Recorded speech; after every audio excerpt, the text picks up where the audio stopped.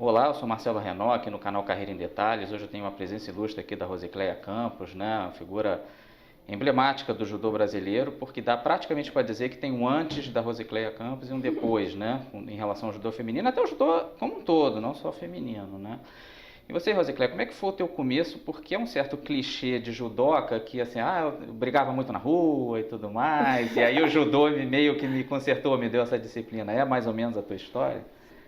Não, na verdade até que não, não que eu não brigasse na rua, Um né? pouco, né? Eu fui criada, meu pai militar, eu sempre fui criada muito a sete chaves, né? Pai de três meninas, então eu brincava quando eu ia pra casa do meu avô, então a gente brincava muito na rua na casa do meu avô.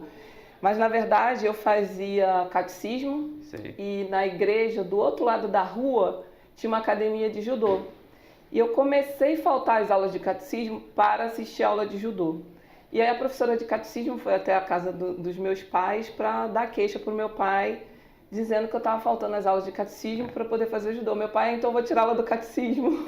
É meio que o contrário E me do que se matriculou no imagina, judô. né? Porque geralmente até o Flávio Canto é assim, né? Um cara calmo hoje em dia, dizia que era muito brigão, que Eu comprava, era brigona. Então você era um Me pouco. chamavam de menina macho, mulher macho, Maria Machadão. Mas até isso que eu ia falar contigo. O judô, ele tem esse lado de dar disciplina, né? O japonês tem muito isso, vem desde o Bushido, do samurai e tudo mais.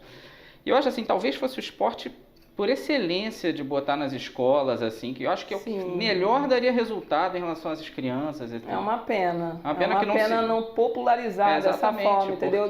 Porque nos países desenvolvidos funciona dessa forma. No próprio Japão, na França, existe uma pirâmide onde ele é massificado na base e a partir daí vai se afunilando. Exatamente. E aqui no Brasil, que é um celeiro enorme, isso mudou de cenário de uns anos para cá, até com o próprio Flávio Canto, nesse sistema hoje de projeto social. De projeto social. Então, assim, o projeto social, os projetos sociais, que não tem só do Flávio, tem da Nagai também, que é bem legal, que é dentro do complexo, ele está fazendo a parte que as escolas deveriam fazer, né? A oportunizar um maior número de crianças a ter esse contato com o esporte. E aí o judô tem a dificuldade, precisa de um tatame, de um kimono, que nada. Você vê no próprio Judo Gallery da International Judo Federation, você vê o pessoal na África fazendo um judô na grama. Então não tem esse fator limitante, pelo contrário, né? O grande é barato e o ganho, né, dentro de botar as crianças dentro de uma filosofia, disciplina, hierarquia, para ser um adulto totalmente dentro da casinha, né?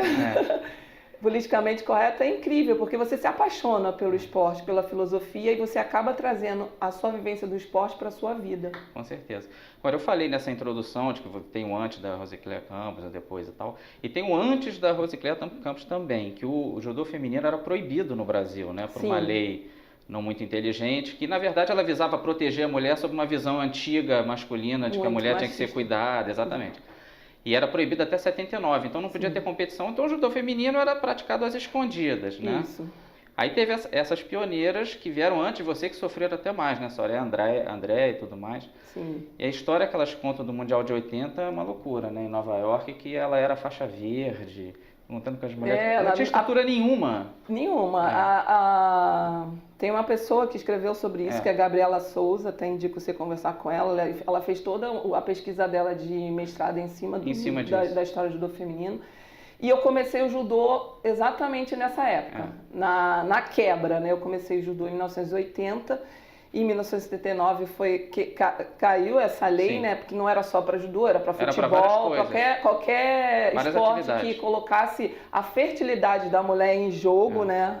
Ou seja, a capacidade da mulher, que é muito mais forte do que tudo isso.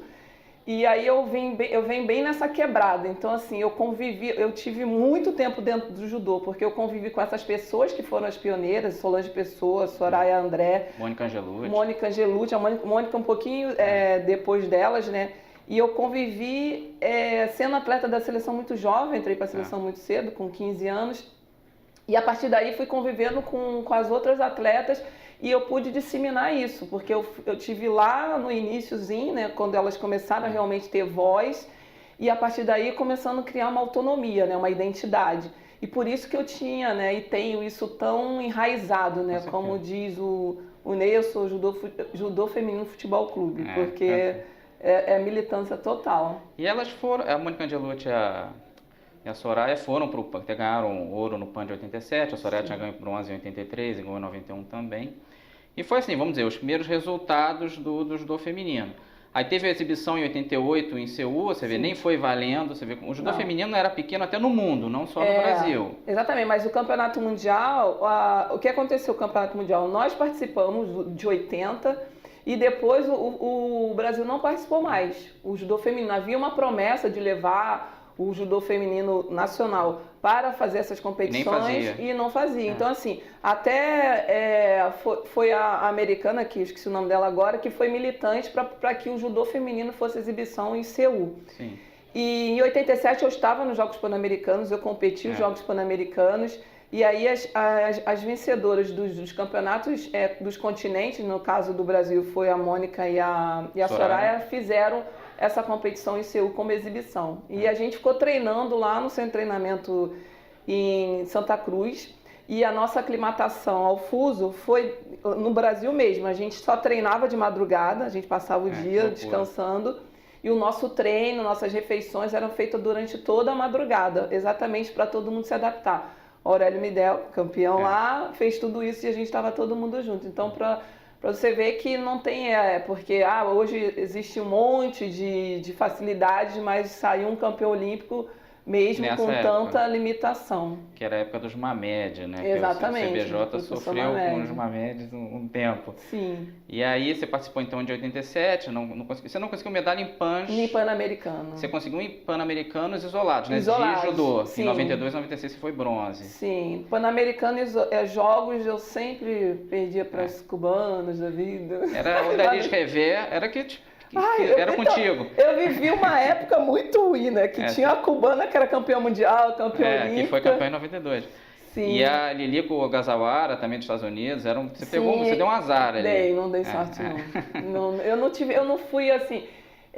e depois também, em 96, eu caí numa chave assim, eu vou falar de 92, 96, eu nunca tive muita sorte em chave, mas enfim, depois eu acabei dando sorte para um monte de gente. Vou até puxar aqui, 92 você perdeu na estreia lá para... Não tô achando. Belga.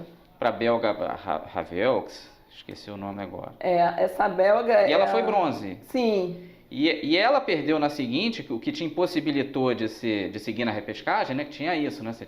Quem ganhasse de você, se fosse longe... E repescava desde o início. Ela não te ajudou, e a que ela perdeu foi bronze também. Você vê, então, teu caminho estava bloqueado.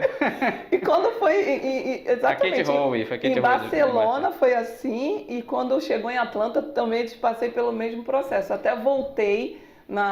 Eu perdi para Tio Minsu. Você perdeu para campeã olímpica. Para campeã olímpica e depois na repescagem eu perdi para a chinesa que ficou também em terceiro. Que também já tinha ganho antes no campeonato mundial. Então assim, eu nunca tive muita nenhuma. Só estrear com quem ganhou naquela Olimpíada, a campeã olímpica daquela Olimpíada. Mas foi muito engraçada a história de Atlanta. A gente estava numa cidade de Macon, né, que a gente ficou numa escola para cegos. E daí o Ney foi para o sorteio das chaves, que ficava, eu não lembro se era 1 hora de Atlanta. E aí daí ele chegou, eu falei assim, só não posso cair com a coreana. Só não pode ser ela. Aí eu caí de cara com a coreana, eu falei assim, cara, as coisas atraem. Nunca mais eu falei isso, nunca mais. E nem deixo nenhum atleta falar. Eu falei assim, gente, não fala. Não fala a palavra azar. Que eu não tenho essa vivência que isso atrai, então, enfim. E como é que foi Barcelona, voltar um pouquinho para Barcelona, que o Brasil enviou às 7, enviou a equipe cheia, vamos dizer assim. Como é que foi essa experiência da primeira Olimpíada da Vera no mundo para o jogador feminino? Vocês chegaram muito despreparadas já. Você fala que você não conhecia as adversárias. Não, a gente não conhecia ninguém. Então, nem essas grandes que você pegou? Não conhecia porque a gente não tinha, naquela época, não tinha o intercâmbio. Existia já um circuito internacional, mas a gente não participava porque era tudo custeado pelas atletas, e eu não tinha como. E os grandes circuitos no judô, eles começam sempre no primeiro semestre, que é a parte mais forte, continua sendo, né? Que são os grandes lãs, antes era as Supercopas do Mundo. E eu era atleta do Flamengo, ainda sou do Flamengo até hoje. E isso tem que ser planejado muito antes, era muito caro.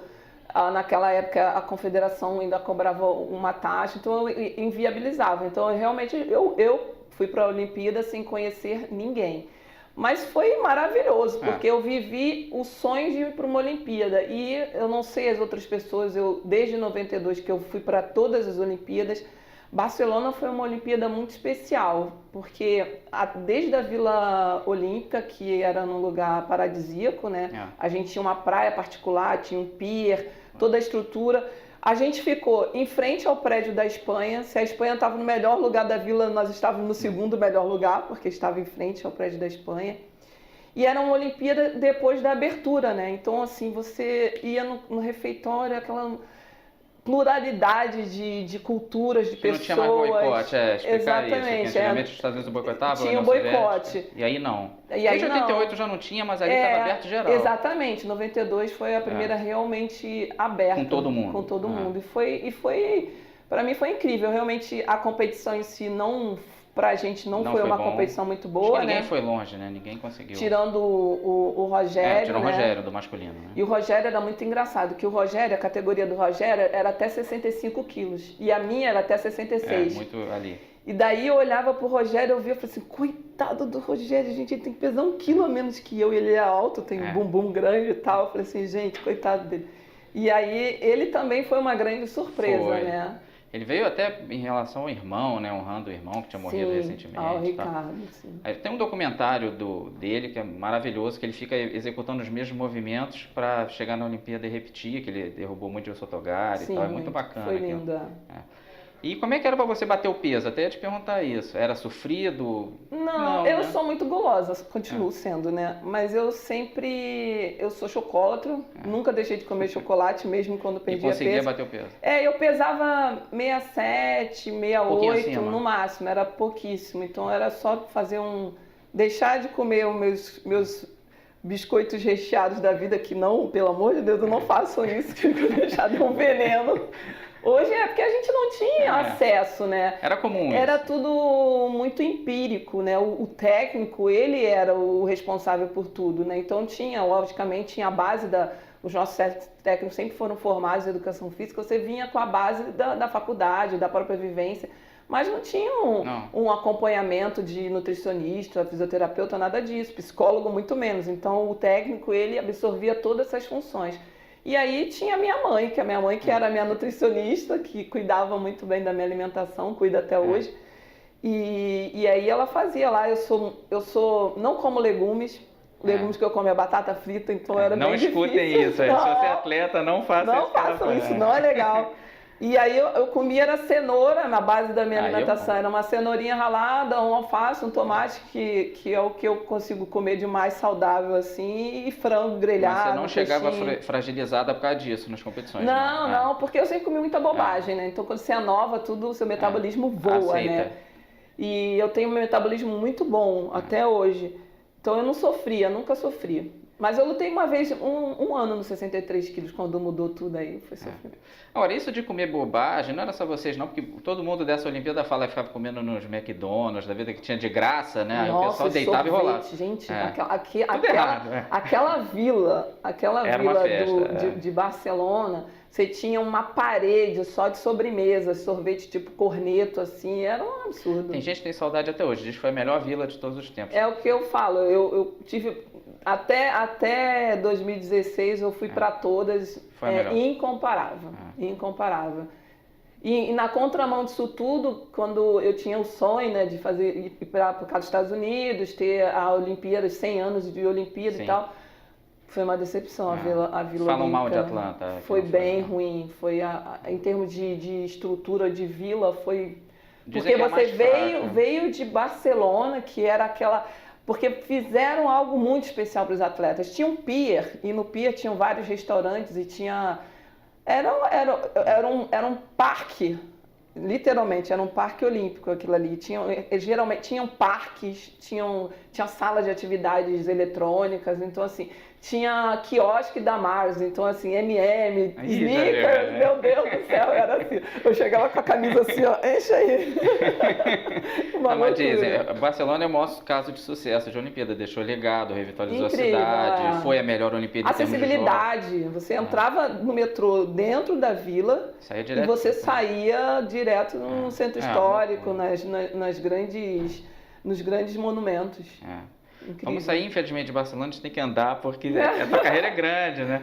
E aí vamos para 96. Teve esse lance aí que você falou, que você deu azar, pegou campeã, que seria campeã olímpica, aquela coreana.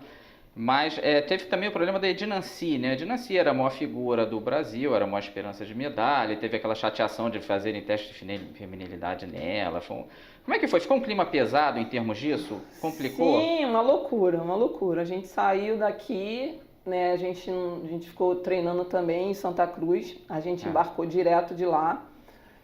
E a gente não tinha nem ideia do que como seria essa questão da Edinancy. Então, assim, tudo ficou secundário, né? A questão da Edinancy era realmente o centro de todas as atenções. E aí a gente saía para correr nessa cidade que eu te falei, Macon, né? Porque a gente corria, porque a gente parava no meio do caminho para tomar um milkshake de 500 ml. Tem que compensar. Então a gente saía e a Edinancy ia com a gente. Então a gente fazia um pelotão onde a Edinancy ficava no meio, mas brotava. Repórter de trás da árvore, é incrível. Foi o assunto, você não esperava, de repente, pulava uma pessoa na nossa frente. E quando ela foi fazer o teste de feminilidade, porque eu não fui, porque o meu de Barcelona estava validado, então eu não precisei ir, mas a Andrea Berti, a Dani Zangrando, a Tati Parmegiana, elas foram. E elas dizem que quando elas estavam indo, o carro que foi levá-las até Atlanta era perseguido por repórter com câmera filmando ela assim. Foi um circo. Então foi bem. E a Edinancy, eu lembro bem assim, ela teve um problema estomacal porque ela também não se adaptava à alimentação americana e ela só comia Twix. Imagina uma pessoa que vai lutar uma Olimpíada só comendo Twix, né? Eu não era nesse nível, não, era um pouco menor. Mas a Edinancy. Vocês sabem que eu sou a única atleta do Brasil que nunca perdeu para a Edinancy, né? Não eu nunca perdi para a Edinancy. Então, assim... Mas você lutou com ela, né? Não é pegadinha, não. Lutei com ela. Todas as vezes que eu lutei com ela, eu sempre ganhei dela. Eu falo para ela que eu tenho isso no meu currículo. Eu falei, Edinancy, eu preciso divulgar isso. Tem que estar divulgando. Porque eu sou a única atleta que ela nunca ganhou no Brasil. Ela disse, para. Eu falei, não, eu tenho que contar, porque isso faz parte do meu currículo. Ali mais top era ela e a Daniela Zangrando mesmo, né? E até as duas conseguiram medalha em mundial. Campeonato mundial, sem dúvida. A Edinancy 2 vezes e a Zangrando foi a primeira, acho que foi em 97, né? Foi, exatamente. Então já estava o judô feminino. A Dani, então. Aí o judô feminino se resumia às duas, né? Assim, que já tinham o resultado em nível mundial, a própria Edinancy, que foi mais de uma vez. Quando a minha pegada era essa, quando na virada, né, tornar um judô feminino homogêneo, realmente com uma cara, não é uma cara de unidade, é uma cara de equipe. Antes de partir exatamente para isso, que você virou técnica, hoje é coordenadora e tudo mais, o que a técnica e a coordenadora você falaria para você mesma do passado? O que você acha que são as suas virtudes? E se você fosse a técnica de si própria, o que você diria que faltou ali como atleta e o que você era melhor? Então, fazendo uma análise assim, para mim, eu entendo assim, que faltou estrutura. Eu tinha uma vida muito dura, né? Eu era atleta do Flamengo, eu morava longe e eu passava o dia inteiro trabalhando. Por exemplo, quando eu fui para Barcelona, foi o mesmo ano que eu me formei em Educação Física. E se eu não estava competindo, eu estava trabalhando no final de semana. Eu fazia de tudo. Eu já fui animadora de festa, a recreadora. E naquela época o Flamengo também tinha preconceito em relação a mim. Eu era atleta mais bem ranqueada, já não sei quantas vezes campeã brasileira, sul-americana, e ainda assim eu tinha que brigar por espaço aqui dentro. Então, assim, foi uma vida muito dura. Então, eu não tinha pai rico e naquela época não existe um atleta bom que treine dentro de um clube. O atleta, para ser atleta medalhista olímpico, medalhista mundial, ele tem que sair, ele tem que ter dinheiro, ele tem que viajar, ele tem que botar a mão no kimono de gringo, porque senão...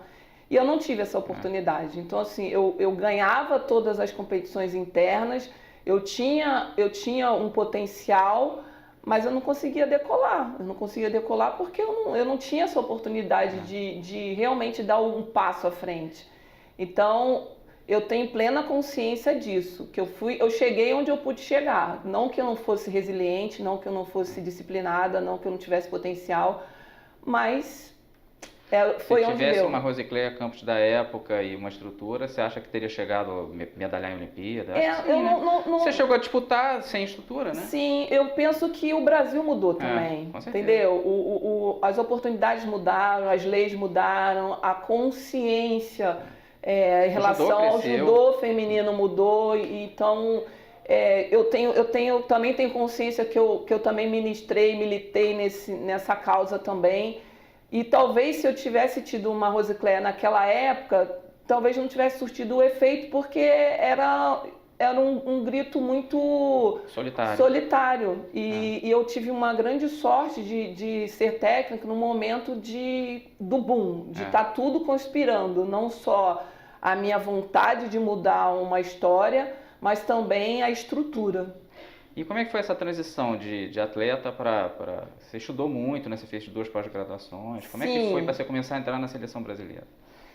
Então, em 98, eu parei em 2000, na verdade, né? Em 98 eu vinha com lesões repetidas, também tinha essa questão, eu tinha uma lesão no joelho, eu tenho, né? Tenho que fazer a terceira cirurgia, até hoje, inclusive. Até hoje, eu preciso fazer uma terceira cirurgia. Eu tenho 2 cirurgias no joelho, por exemplo, lutei Atlanta sem cruzado anterior. Eu fiz uma cirurgia... Já pegou a coreana. Eu fiz uma cirurgia de vassourinha, na verdade, eu operei em outubro de 95 e fiz a seletiva em novembro de 95 para entrar. Então, assim, eu operei, não botei kimono e já fui lutar. Loucura. E aí, eu lembro do médico falando assim, pô, como é que a Rose, o médico era o doutor André Pomacouto, ele falou assim, como é que a Rose luta com esse joelho todo podre? E você ouviu, né? Aí ele, vou dar um jeitinho. Ele, quando teve, eu falei, olha, eu fiz uma faxina, quando acabar a Olimpíada você volta. Eu não voltei, só operei 10 anos depois. E aí, eu já vinha num processo de parar, porque era muito dolorido, eu não tinha apoio, na verdade, né? Então, assim, era mais do mesmo. E aí, 2000... Você já participou da Olimpíada. Então, aí em 99, eu fiz a seletiva, passei por um processo. Aí o que aconteceu? De 98 para 99, as categorias mudaram. Né? O peso médio, ele passou a ser 70 quilos. E aí, ironicamente, eu não conseguia pesar 70 quilos. Eu estava muito leve. Eu estava pesando 64 quilos. Ai, velhos tempos. Mas aí você era pequena para encarar as outras. Eu estava pesando 64 quilos, então não dava, não conseguia chegar nos 70 quilos. Eu cheguei a fazer uma dieta de engorda, mas pasme, engordar não, ganhar massa com qualidade é muito mais difícil do que emagrecer. Então eu fiz o processo ao contrário, eu optei por lutar nos 63 quilos. E eu fiz seletiva nos 63 quilos para Cisne, passei para a segunda fase. E aí perdi para a Vanishi, que era a minha arquirrival nas seletivas internas. Que foi campeã pan-americana em 99. Que foi campeã pan-americana.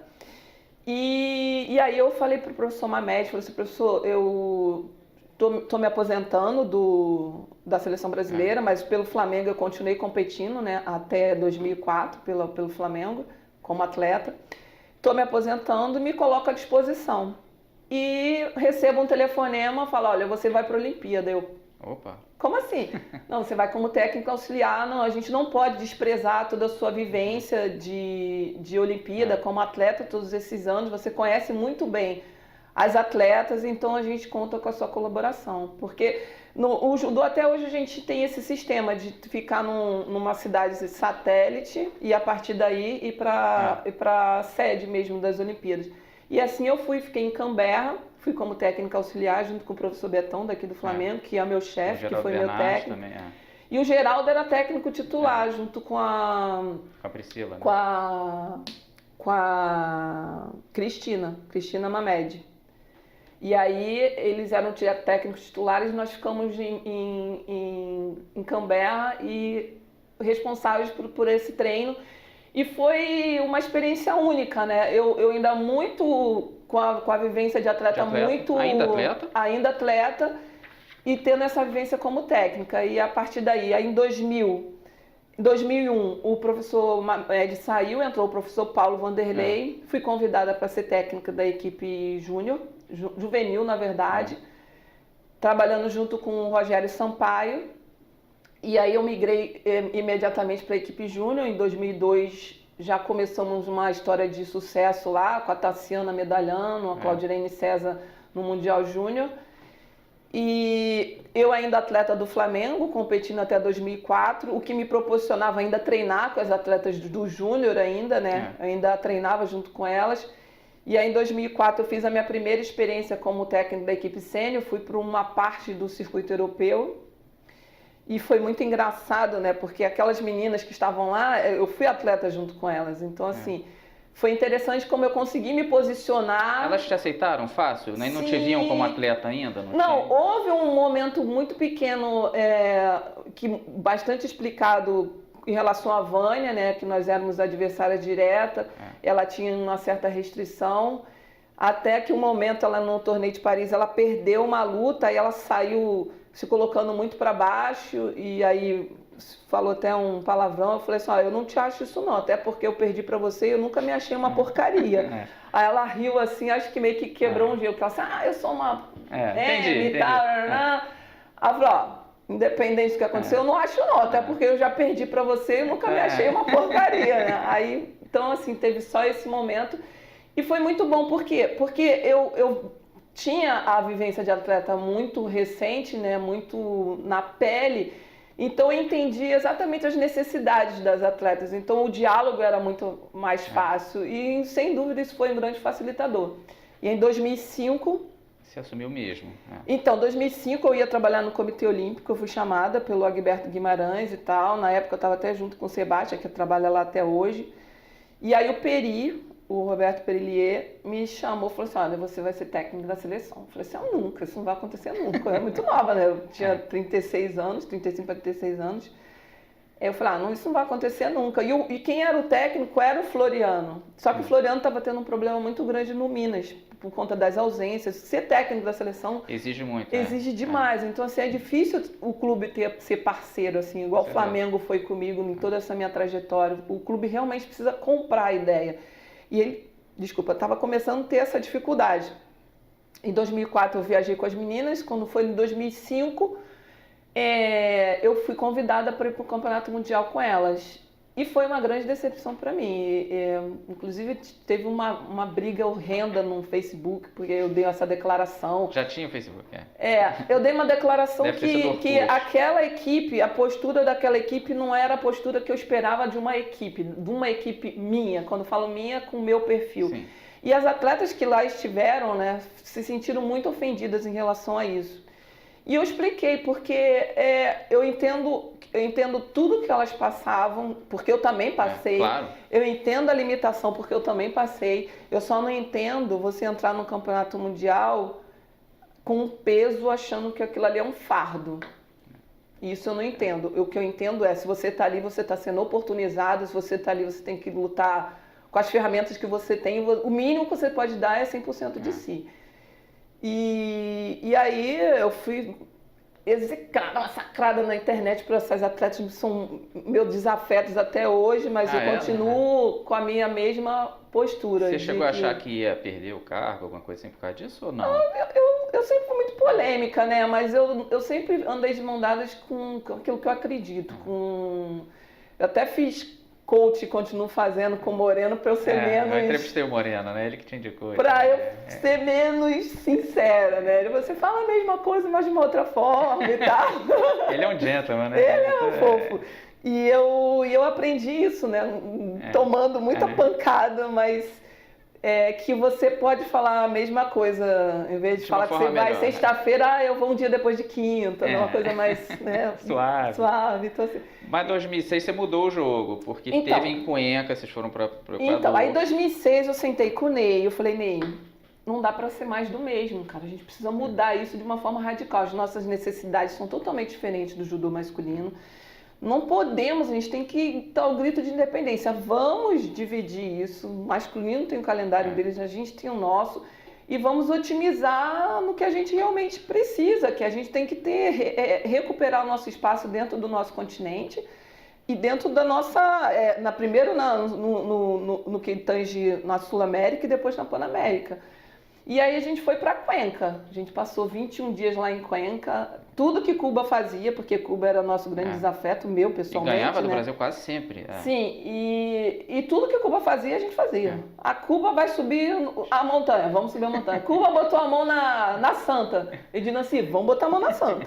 Cuba ficou de pé só, vamos ficar de pé só. Cuba vai para sala, vamos para a sala de musculação.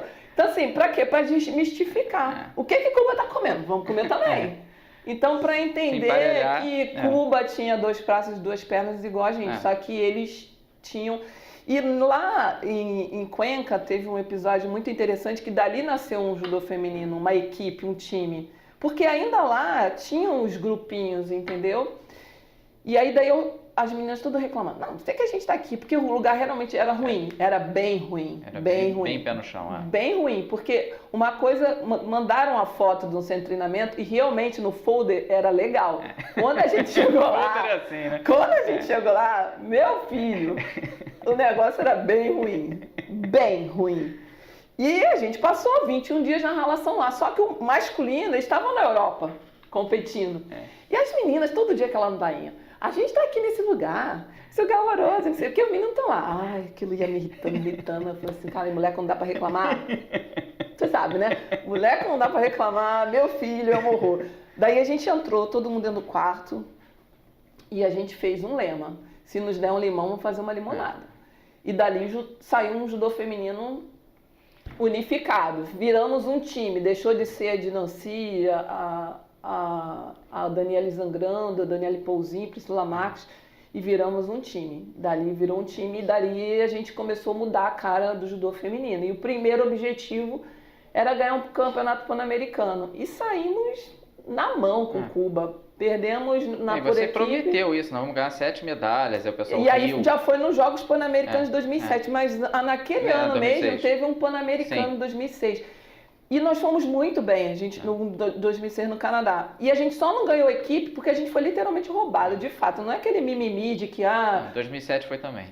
2007 também. Vamos Então, chegar mas olha, imagina, em 2006 a gente estava no campeonato... O Vitia, ele arbitrou a luta da Eriquinha de novo, com essa mesma atleta que deu a confusão em 2007. A Eriquinha ganhou a luta. E o Vitia... rodava assim, falei, cara, me deu vontade de dar uma cadeirada nele, esqueci toda a filosofia do judô. O clássico técnico cubano, né? Exatamente, Ronaldo Vitia. E aí em 2007 a gente falou assim, a gente prometeu, ó, vamos entregar 7 medalhas. Aí, pô, não, é muito, não, a gente vai entregar 7 medalhas. Que é 100% de aproveitamento. Exatamente, e é histórico, né? Um marco histórico, isso ainda não tinha acontecido dentro do judô feminino. E ainda era o Pano Rio, né? Mais pressão ainda.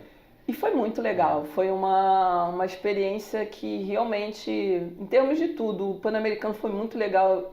O nosso lado de atleta, a estrutura, a vivência, foi um grande evento dentro do Rio de Janeiro, com as pessoas próximas, e foi bem legal, foi um divisor de águas pra gente. Ó, vou até te dizer, sempre que alguém fala Pan 2007, quando é citado, a primeira imagem que vem na minha cabeça é você lá gritando, berrando, se emocionando. Eu achei aquilo mó barato. Aí falaram assim, e eu pulava, né? Marcou. Eu pulava, daí veio a questão da arbitragem. Olha, você não pode sair da cadeira. Não posso fazer, porque eu levantava junto com a cadeira.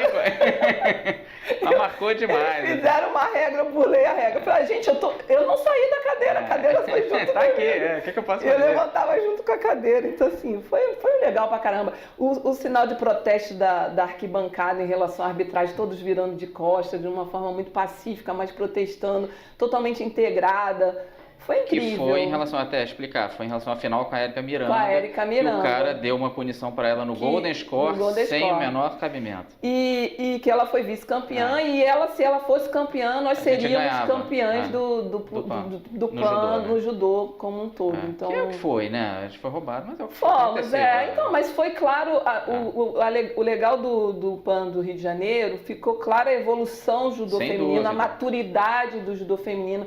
Um ato heróico da Priscila Marques, estava com uma lesão no joelho, fez toda a recuperação na piscina lá da Vila Pan-Americana e ultrapassou limites, ganhou da venezuelana, que ela tinha medo, que a Priscila era uma excelente atleta, mas era pangaré pra caramba, eu já botei a apelidade de pangaré. E ela superou tantas coisas dali, que foi tão legal, que ela super mereceu, a própria Pouzinho. Então, assim, a Dani Zangrando, que conseguiu manter uma luta inteira com uma vantagem de um único Shido e se sagrou campeã. A própria Dinancy, que ganhou da Leborn lá de Cuba. Então, foi incrível. Foi a Yuri. Então, foi a própria a Mayra Guiar, perdeu para a Honda. Então, assim, de ponta a ponta, uma equipe incrível, impecável, de superação. O masculino também só não ganhou ouro porque o Flávio Canto machucou, porque senão também é medalha de 7. E o masculino também. Foi uma apresentação pro judô brasileiro bem bonita. Para presentear as pessoas. Mostrou que tinha um futuro bonito na frente. Assim. Sim. A gente tem uma entrega legal, um compromisso bem... A estrutura é muito boa. A estrutura é muito boa. Foi o que eu te falei. Eu tive muita sorte nesse sentido de eu me tornar técnica no momento certo, onde tinha respaldo. Exatamente. Você tinha estrutura. Não adianta você ter... eu sou um case. Eu tenho certeza que eu tinha potencial, que eu tinha capacidade, eu tinha empenho, mas eu não tinha a estrutura. Eu não consegui ir até onde eu poderia. E aí eu me tornei técnica, que Deus foi super generoso comigo também, num momento legal, que tinha estrutura. E eu estava militante nesse sentido, de que, ainda sou assim, ó, se saiu uma matéria na página da CBJ do masculino e na próxima não fosse feminino, eu já alegava para você, cara, cadê a matéria do judô feminino? Era assim, de disputar a linha na internet. Não, mas tem que ser militante. Por conta do judô feminino. Então, ficar quietinho, não vai vir nada. Não, eu quietinho eu nunca fiquei não. Aí tem 2008 que tem a Kathleen Quadros ganhando não só a primeira medalha do judô feminino, mas a primeira medalha de mulher individualmente em Olimpíadas. Sim, que foi incrível. Eu realmente, a gente já tinha uma equipe muito jovem. A Rafaela Silva treinava com ela, né? Ajudava ela. Sim, a Rafa já estava nesse processo, né? Aí, tanto que entrou para a equipe logo no ano seguinte, 2009. A gente teve uma renovação da equipe, né? Eu senti muito também, que eram as atletas que começaram comigo na seleção, aí saiu a Dani Pouzinho, saiu a Dani Zangrando e a própria Priscila, né? Houve essa renovação, aí entrou Sara, aí se manteve Érica, Yuri e Mairan e Dinancy. Então saíram essas duas e aí a gente foi para a Olimpíada com promessa de entrega. Então a promessa de entrega, a Dinancy continuava sendo a nossa esperança. E quase foi bronze, foi por uma luta, né? Incrível, não me conformo até hoje dela não ter sido medalhista. Ela merecia fechar com bronze. Exatamente. E veio uma quequinha numa chave pesadíssima. Ela ganhou de uma campeã mundial de 2011. Lutou com a espanhola, que era multimedalista europeia, multimedalista mundial, e que sempre tinha o mesmo jogo. E foi medalhista de bronze. E aí eu juro pra você, eu falei assim, agora eu posso morrer. Eu posso morrer em paz. Aí eu falei, cara, eu posso morrer, assim. Era uma realização, não era minha, de toda uma história do judô feminino, de toda a trajetória, de todo o preconceito, de tudo que eu passei quando eu assumi a seleção feminina, que não foi fácil. Tive muitas pessoas, não da Confederação Brasileira nem do Comitê Olímpico, mas das pessoas em torno. Eu recebi muita pancada de que eu não tinha capacidade, que eu, e na verdade eu era uma ferramenta ali. Eu realmente fazia parte daquele grupo e daquela história, daquele sonho. E quando a Quequinha ganhou, eu falei, caramba, agora eu posso morrer. Ainda bem que eu não morri. E a gente não tratou isso, você era mulher também era um tabu mulher ser chefe técnica. É muito difícil as pessoas entenderem isso, porque vocês homens, vocês até entendem quando fala conceitualmente disso, mas viver isso... Aceitar uma mulher te dando ordem é bem mais complexo, é bem difícil. O Ney recebeu pessoas na sala dele falando porque ela não tem capacidade, porque ela é mulher, porque eu era nova, porque eu era isso, porque eu era aquilo. E eu falei, porra, a mulher foi para quantas Olimpíadas, é formada, pós-graduada, quem pode ser, né? Quem poderia? Pulando lá atrás, né? Então, exatamente, e totalmente comprometida com a causa. E aí, em 2008, veio a primeira medalha, e aí começa a nossa trajetória de medalhas olímpicas e não paramos mais, que a gente continue assim. Não, claro que não. Aí, até em 2008, a Sara Menezes perdeu na estreia, a Maria Aguiar também, mas você já via que tinha um futuro. Sim, eram atletas medalhistas júnior, né, mundiais júnior. Foi bicampeã, a Sara. Exatamente, então era uma questão de... A Sarinha realmente, ela vinha no processo, ela ficou bastante nervosa, ela perdeu para a húngara, que é uma atleta que depois ela saiu batendo geral nessa húngara. E a própria Mayra, então assim, aquilo, quando elas participaram, houve uma crítica muito grande por elas serem muito jovens, mas aquele caminho era necessário para uma maturação, para um amadurecimento delas enquanto atletas para a Olimpíada seguinte. E aí a gente ganhou medalha também no Mundial de 2010, a Mayra Aguiar foi prata, a Pernambuca Kyla Harrison, que era cruz na vida dela, né? As duas, todas são amigas, né? Sempre se enfrentando e tal. E a Sara Menezes já foi bronze também, já antecipando o que aconteceria 2 anos depois. Em 2009 a gente já tinha ido bem, a gente já tinha disputado quase ali, 2 medalhas, só que assim, o judô foi tão mal, o masculino tinha ido tão mal naquele mundial e já tinha vindo do mundial de 2007 muito bem, que a gente... Que foi no Brasil. Foi no Brasil, que a gente não teve um resultado muito bom, que aí não apareceu ainda, né, quando não vem medalha, fica só na promessa. E em 2010 as meninas foram muito bem, muito bem. E a partir daí também, medalhas no Mundial começaram a ser uma frequente entrega de medalhas. Te incomoda? Assim, uma coisa que me incomoda, tá? Eu sou fã de esporte e tal, de vários esportes. Assim, se dá atenção total para a Olimpíada, como tem que dar mesmo, que ela tem todo o glamour, atrai toda a atenção. E não se dá muitas vezes atenção para Pan-Americano, mundiais mesmo. Muitas vezes as pessoas não sabem. A Mayra Aguiar é bicampeã mundial. E não é tão... Tem certeza que se ela fosse bicampeã olímpica, se daria muito mais barulho para Mayra Aguiar. Eu acho que isso é cultural. É do Brasil. Cultural, porque... Se for ver, o Mundial é até mais difícil de ganhar do que a Olimpíada. Tem muito mais atleta. Totalmente. Não tem a limitação por país. Então não é só um japonês, tem 2, às vezes 3. É de uma complexidade... É bem mais difícil. Muito. Numa chave de campeonato mundial, você tem 60, 70 atletas. Na Olimpíada, você tem limitantes, são 36 no máximo, se não me engano. E sem contar que você, no campeonato mundial, apesar de ter cabeça de chave, tem muita gente boa solta. Sim. E não é um representante, como você falou, você pode inscrever 9 pessoas, 9 atletas. Então você pode ter 2 na sua categoria de vários países. Então, imagina, 2 franceses, 2 japoneses, geralmente tem 2 nas categorias mais fortes. Nas categorias mais fortes, geralmente tem 2.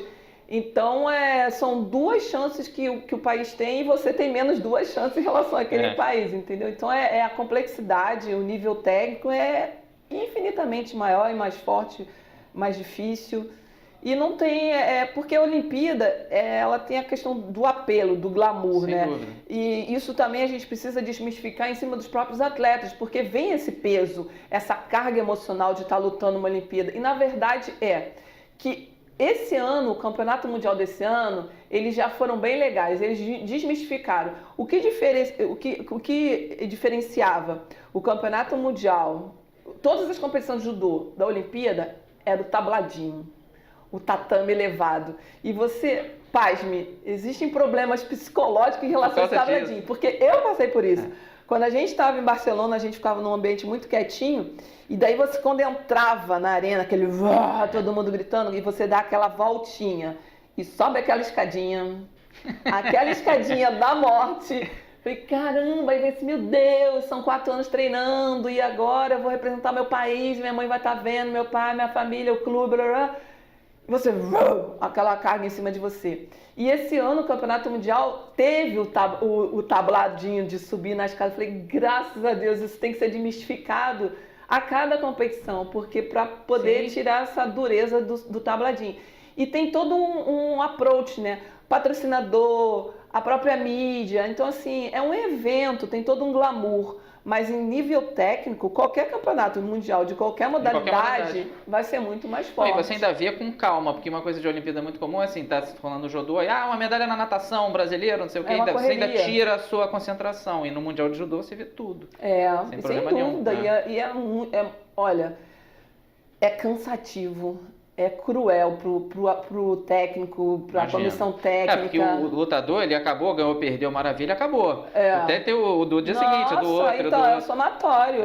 E a questão da própria Edna Nancy, que quando a gente conversou lá em 96, que eu falei, pô, Ed, tirou o peso, você não vai ser mais a primeira medalhista. A Quequinha já foi. Então, sinta-se free.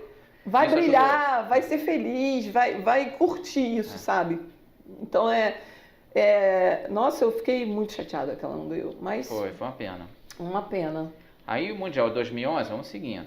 A Rafaela Silva foi prata, perdeu até a final para a Aiko Saito, do Japão. A Mayra Guiar foi bronze, perdeu nas semifinais para a Kariogata. O Japão é enrolado, né? O país do judô, né? O Japão é uma potência, bem difícil. E sempre vai ser, né? Eu acho que é difícil imaginar. Eles tiveram realmente uma queda muito grande de rendimento em Londres. E aí eles deram uma mexidinha nos pauzinhos, nos rachis. Como é bom voltar, né? Voltar pra si. Trocou o Inoue, saíram daquela redoma e vieram pro mundo, né? Então essa foi a grande sacada. E mudaram as regras também, né? Que as regras estavam começando a complicar eles, acabaram com catada na perna, teste de catada na perna, um tema central que a gente vai ter que tratar aí. Sim. Que foi para ajudar o judô clássico japonês, né? Tem várias... Caiu a afeição deles, né? Assim, acho até correto, tá? Não sou contra catada na perna, eu acho assim, em 2008, o que eu acho errado da FIGE o extremo rigor. Tá mudando demais. Tá mudando demais. A cada ciclo olímpico... A gente não entende. Vamos falar de 2008, por exemplo.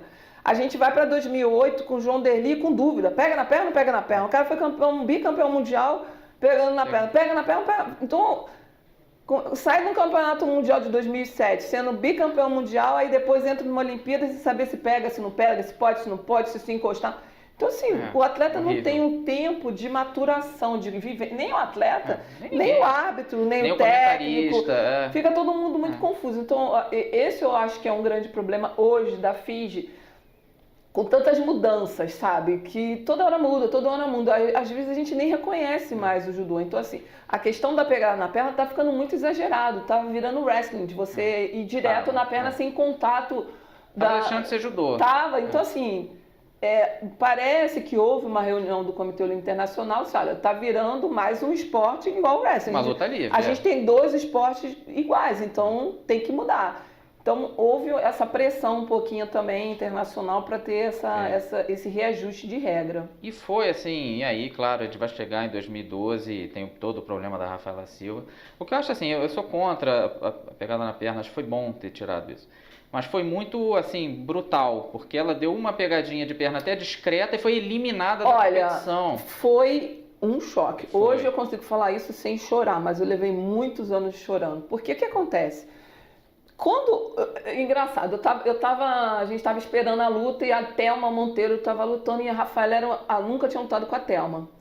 E a Thelma perdeu. Aí eu, conversando com Deus, falei, caramba, Deus... Valeu, tá maneiro. E assim, né, conversando. Que eu converso com Deus assim. Aí, quando pararam a luta da Rafaela, eu achei que iam dar... Não, pareceu que ia ser Ippon até. Que iam dar Ippon. Daí eu fiquei pensando, não. Eu já conversando, não, Deus, não precisa não. Por que isso? Não, tá bom assim, não precisa... Cara, quando chamaram ela e deram Hanso Komaki, né? Eu não acreditava. Por quê? Porque o negócio foi tão discreto que tinham 3 árbitros, certo? Tinha um central e tinha um lateral, que precisaram ficar um tempão revendo para poder chegar num consenso. Então, uma coisa que demora tanto tempo é porque estão procurando pelo em ovo. Aconteceu, mas aconteceu inúmeras vezes com outras pessoas. Algumas foram eliminadas, outras não. Então, assim, não teve uma postura... única em relação ao que aconteceu com ela, porque nos dias seguintes aconteceram e nada foi feito. Então, assim, foi um baque tão grande, mas... E eu fiquei, gente, o que eu faço? Eu entro, não entro? Eu busco, não busco? Que foi, pô, ela estava preparada para... Mas eu acredito muito, sabe, em Deus, e Deus sabe todas as coisas. Talvez ela não tivesse maturidade naquele momento para ser medalhista olímpico, e no ano seguinte ela foi campeã mundial, e na Olimpíada seguinte ela foi campeã. Então, tudo eu acredito que tem um propósito, e aquele propósito foi esse, olha, fica aí com isso aí, guarda esse ranço que você vai conseguir explodir lá na frente. E não foi só a derrota, né? Ainda sacanearam ela nas Foi redes, horrível. Foi assim... horrível. A gente ainda estava no mesmo apartamento, né? Eu ouvi uma remexida, ela chorando. Falei, o que foi, Rafa? Daí eu entrei no quarto, ela ficou meio assim, o que foi? Ela disse, tia Rosa, olha o que estão falando. Falei, como é que é? Não. Fim da picada, né? Aí eu chutei o balde. Falei, cara, dane-se, vamos falar. Eu acho que eu até falei da forma errada. Fui também xingada na internet, que eu falei que quem não é, né? Falei que o povo era ignorante. Ignorante exatamente no sentido de ignorar a trajetória. A trajetória. Lembra que você falou, Olimpíada? A pessoa acha que a pessoa vai para a Olimpíada porque ela só vê o esporte naquele momento, uma coisa pontual. 4 anos. Só que ninguém sabe a trajetória daquela atleta, que ela foi campeã mundial júnior, que ela já era medalhista que tinha treinado em 2008 em competições internacionais, que ela tinha uma história. Sim. Ela não chegou ali de paraquedas, ela chegou ali porque ela construiu, ela pavimentou o caminho dela para chegar até ali. E aí, pô, macaca, você tinha que estar na jaula, você é vergonha da sua família, do país. Gente, que pessoa é essa que se esconde atrás de um computador várias, e fala um absurdo desse? Então foi realmente péssimo, foi bem ruim tudo que... E foi o céu e o inferno, né? Foi uma Olimpíada de extremos, porque teve logo na estreia a alegria da Sara, né? Então teve essa olha, ninguém sabe o que foi a Olimpíada, cara. Foi assim, foi tudo. A gente, no primeiro dia foi incrível, uma medalha de ouro, o terceiro lugar do Kitadai. No segundo dia tinha a promessa do Coxinha e da Eriquinha, que não aconteceu. No terceiro dia tinha do Leandro Guerreiro, que não aconteceu. E aí foi indo. Depois foram passando. E o Ney tinha prometido entregar 4 medalhas. E o dia foi passando, e ninguém lembrava mais que a gente tinha ganho no primeiro dia um ouro e um bronze. Não, estava na cobrança. Gente, aquilo foi um inferno. E até falei pro Ney, pelo amor de Deus, não fala o número de medalhas, não. Fala que a gente vai bem. Não promete medalha, que olha, juro que a gente quase infarta. Mas cumpriu. No penúltimo dia, Mayra ganha bronze. E no último dia, a última medalha do Rafael no Golden Score. Quase mata todo mundo do coração. A última luta da competição, ele vai ganhar. Então, assim, foi duro. E ninguém mais lembrava dos resultados positivos. No penúltimo dia...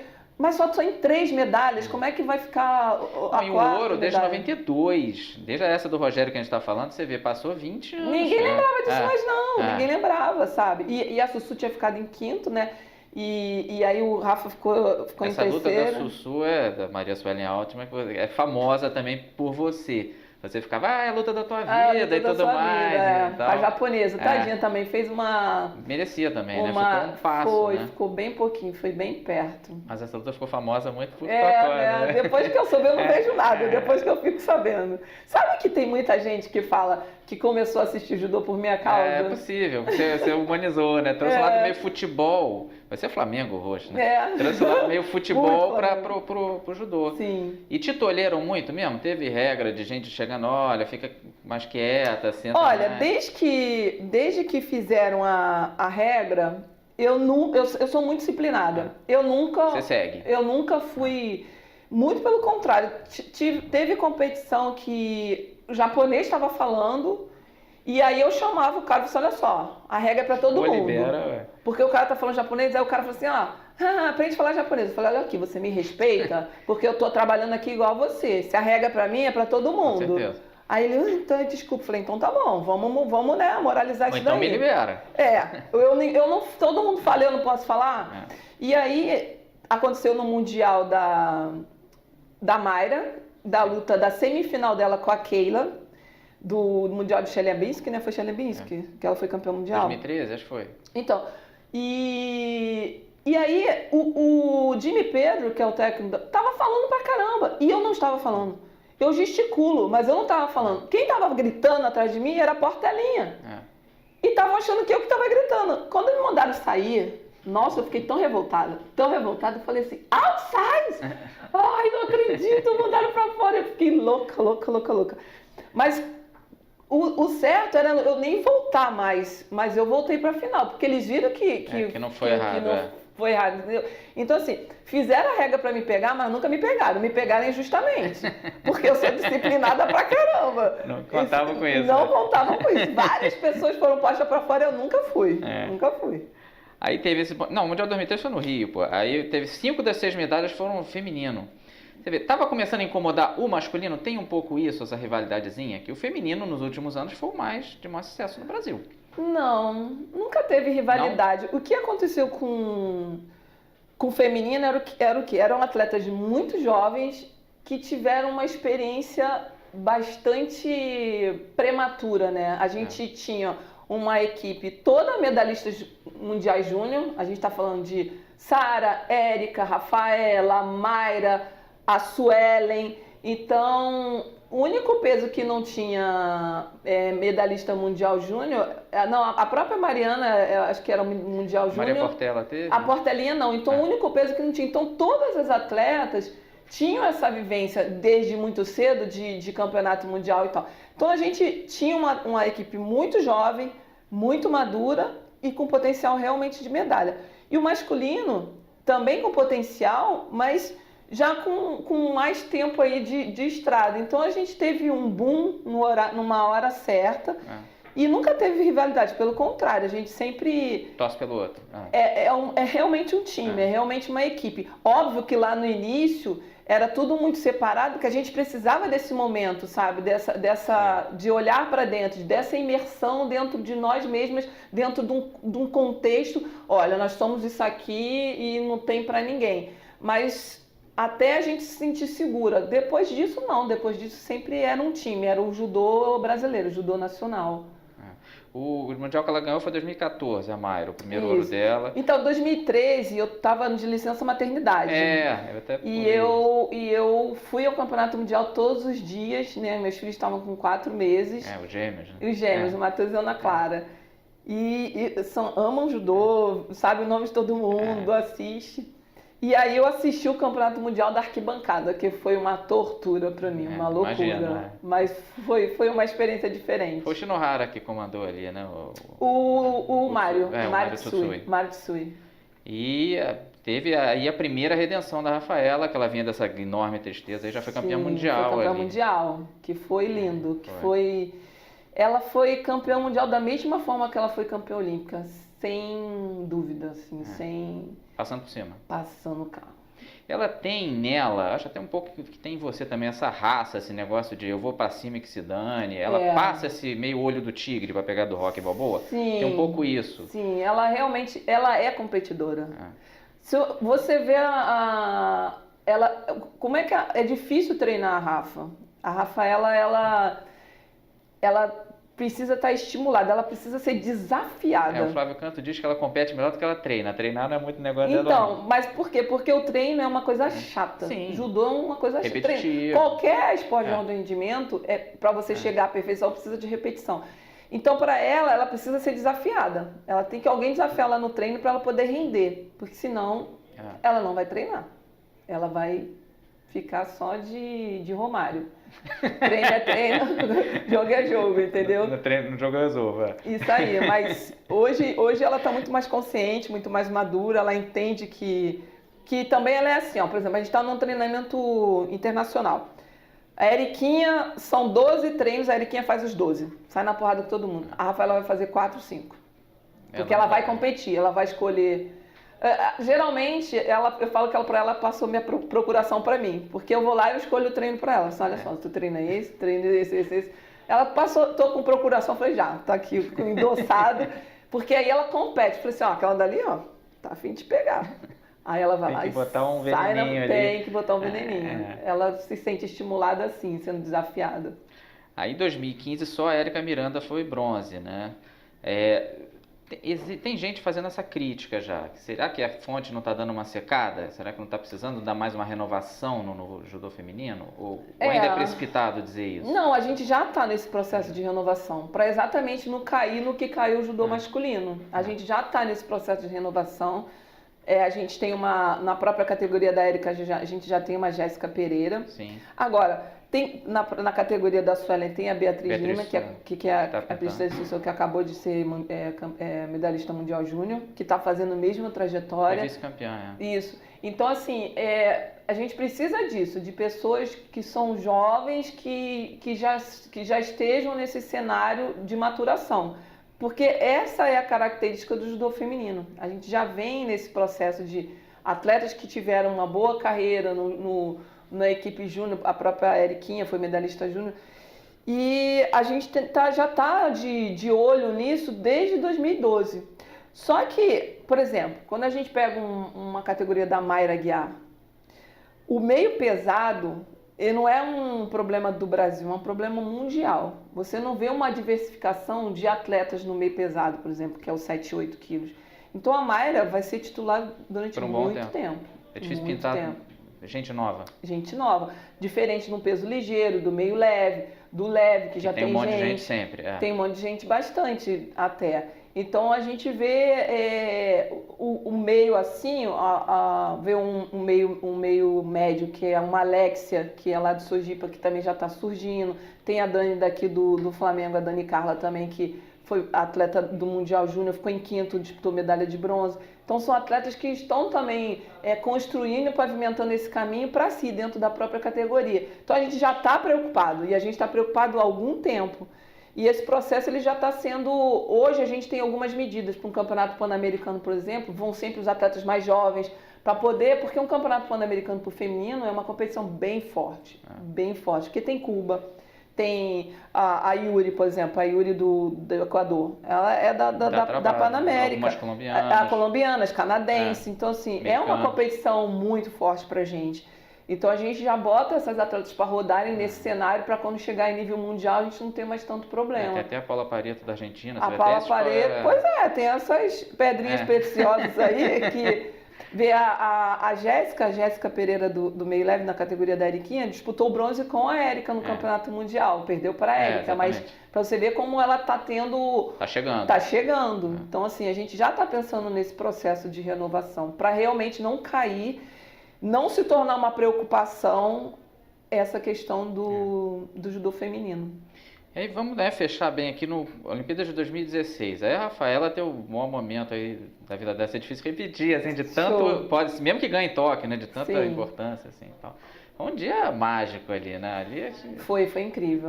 Você vê, é aquilo que eu te falei antes, você vê ela entrando no tatame, ela vem para ganhar o ouro. E você vê outras judocas, isso é da pessoa mesmo.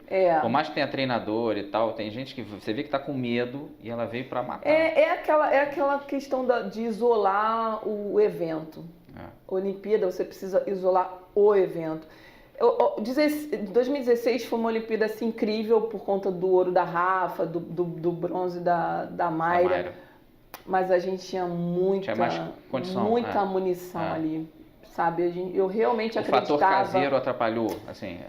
Cara, ajuda às vezes, atrapalha as outras. Eu realmente acreditava que a gente fosse... Tô falando de judô feminino, sim, tá? Claro. Pelo menos 4 medalhas. Eu realmente acreditava. Ao mesmo tempo que eu terminei a Olimpíada muito feliz, eu terminei muito frustrada. E como é que como técnica, hoje você é coordenadora, você lidar exatamente com isso? Você tem as 7 atletas ali, às vezes um pouco menos, e tem uma enorme alegria de uma que ganhou ouro, outra perdeu na estreia, outra chegou no bronze e perdeu. Como é que é lidar com essa gama de emoções, né? Porque você larga uma que está chorando, aí outra está comemorando aqui, é difícil, né? É uma montanha russa. É uma montanha russa. Então, assim, em 2016, o facilitador, que nós éramos 2 técnicos. Então, essa carga de emoção divide. Mas, por exemplo, em Londres, era um técnico só. E provavelmente em Tóquio vai ser um técnico só. No Rio foram 2 porque estávamos no Rio de Janeiro e óbvio que facilitava por conta de estarmos sediando. Mas é uma montanha russa. Vamos pegar Londres, que eu estava sozinha. Sara campeã. Érica perdeu, chorou, ficou no meio do caminho, falou que ela não servia mais para aquilo, que Falei, como assim? Aí no ano seguinte também foi medalhista mundial, foi vice-campeão mundial, então assim... E eu sou chamada a atenção porque eu vou do céu ao inferno. E você é muito emotiva também. Eu vou junto com o atleta, então assim, eu também sou julgada por isso. Eu falei assim, gente, eu ganho e eu perco junto, porque a gente realmente fica junto, a gente realmente vive junto o dia a dia. E é bonito olhando pelo Instagram, pelo Facebook, mas o dia a dia de um atleta é uma coisa muito dura. Você se priva da sua família, você se priva do que você gosta de comer, você treinar judô é duro, ó, fica com os dedos tudo torto, cheio de lesão, ainda tem que saber... O joelho aí. Então assim, é doído, é contato, e tem um monte de gente para te atrapalhar, tem árbitro para te atrapalhar, e tem árbitro que realmente pega no seu pé, e aí você fica preocupada qual árbitro que vai cair na sua luta, então...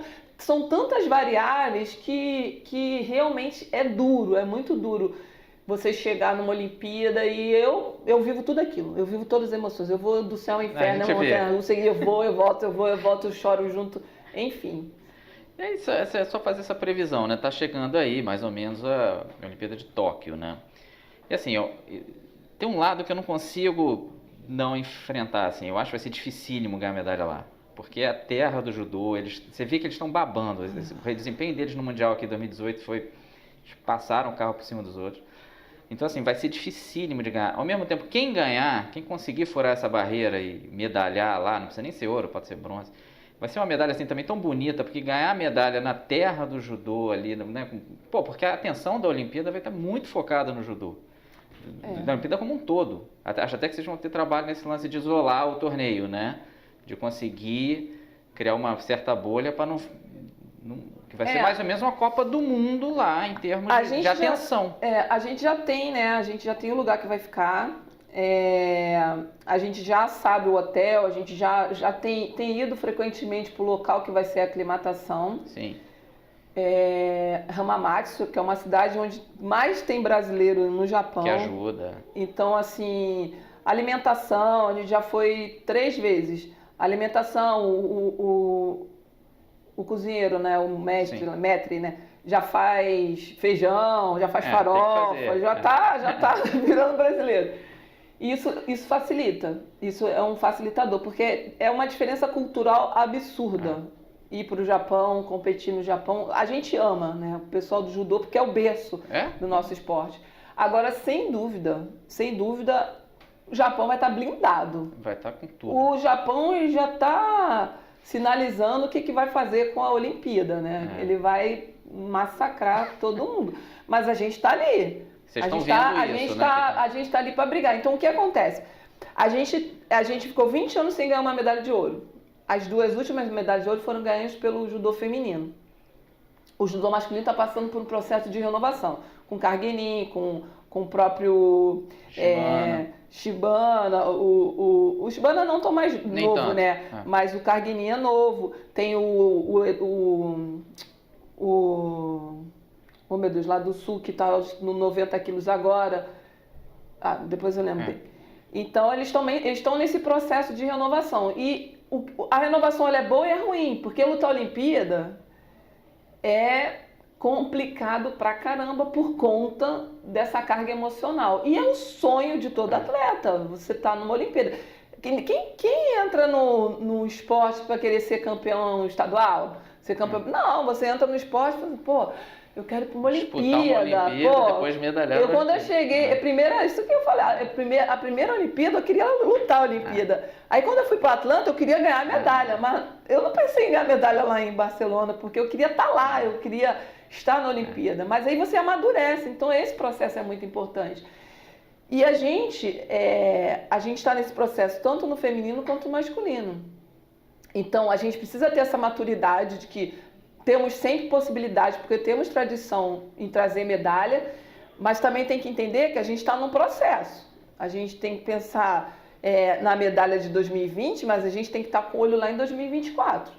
Então... Que vai ser na França, outro também país do judô. Sim, o negócio está complicado. É o segundo. Mas a gente está no processo, porque o Brasil também é o país do judô. Também foi a gente está entre as 4 potências do mundo. Japão, Brasil, França sempre misturada ali, Rússia que também nós somos... Agora está chegando Mongólia, né? Está começando a complicar. Então, aí o que acontece? Quando a gente vê uma Olimpíada, a gente vê que um tcheco, por exemplo, sempre sendo campeão... A do Kosovo, a Belinda. Então, a do Kosovo, a gente vê as medalhas pulverizadas porque o judô ele está muito globalizado. Está muito globalizado. Então, você vê países que nunca tiveram tradição em medalhas em campeonato, em Olimpíada, sendo medalhista olímpico. Então, assim, não só o Japão. O Japão também e mais todo mundo. Tá ficando difícil. Então, o negócio é treinar mais do que acha que está treinando. Quando achar que está treinando muito, está no meio do caminho. Com certeza. Então, Rosicléia, te agradecer demais aqui. Muito obrigado pela entrevista. Um beijão. Agradecer também ao Clube de Regatas do Flamengo, que recebeu a gente aqui. A gente filmou aqui dentro, né? O flamenguista roxa desde sempre. Desde sempre. Flamengo até morrer mesmo. É isso aí. Eu vim de uma academia pequena, né? De judô da Heisei-Kan e vim para o clube. Tô aqui há também é um sonho, 39 anos. Vai morrer no Flamengo. Até o estátua sua. Né? Uma vez Flamengo, Flamengo até morrer, de fato. Então, um grande abraço aí, até o próximo vídeo. Tchau, pessoal.